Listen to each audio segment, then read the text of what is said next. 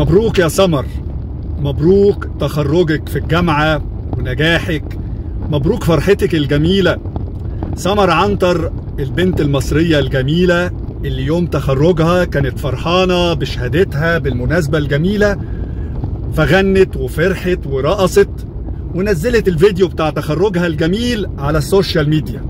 لكن للأسف الشديد أعداء الحرية، أعداء الفرحة، أعداء الحب، أعداء الحياة هجموها ودخلوا زي الخفافيش والذباب ينهشوا فيها وفي جمالها وفي فرحتها، ويخوضوا في عرضها وينتقدوها ويحولوا يوم الفرح الجميل بتاعها ليوم نكد.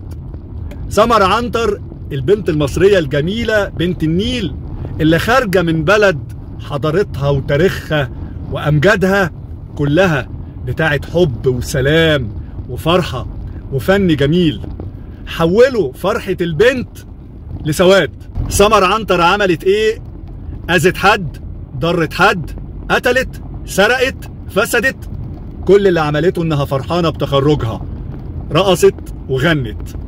سمر مش لازم تكون ضحية مجتمع ما بقاش يشوف حب الحياة.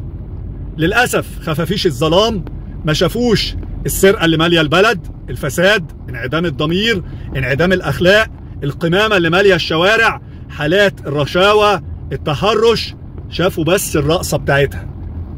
يا سمر ما تبصيش للناس دي، الناس دي هينتقدوكي في أي حاجة هتعمليها علشان دول أصحاب فكر متطرف عايزين يقهروا بيه الناس.